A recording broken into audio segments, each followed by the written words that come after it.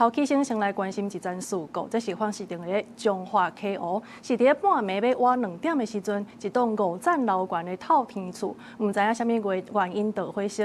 有一个住伫1楼102岁的老大人，是因为走袂赴，消防找到伊的时，这人已经无咧喘气，落尾送病院，也是救无回来。参与大做伙的后生是轻伤，那详细事故原因还在调查。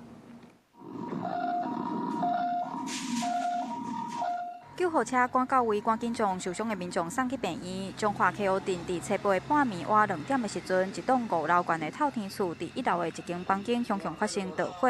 消防局出动12台拍火车、3台救护车前往救援。一位102岁时大走袂赴，找到人的时阵已经无喘气。起火的位置为1楼，阿嬷受困的房间是在1楼。那我们消防员立即布线及入室，将阿嬷救出，给予 AED。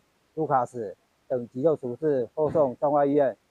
火灾现场房间的窗仔拢予大火熏甲乌麻麻，玻璃嘛拢破破去。火灾调查人员嘛伫现场来回采证。人住伫台北的后生接到消息嘛透暝赶转来彰化了解状况，表示弟弟平常时拢困伫楼骹照顾100岁的妈妈。着火的时阵，弟弟甲救走出来，人无啥要紧。困楼骹，困伫伊边啊，风雨啊，当时啊，人不咧洗啊，烧伫。 是后生在讲，赶紧啊，就要出院啊。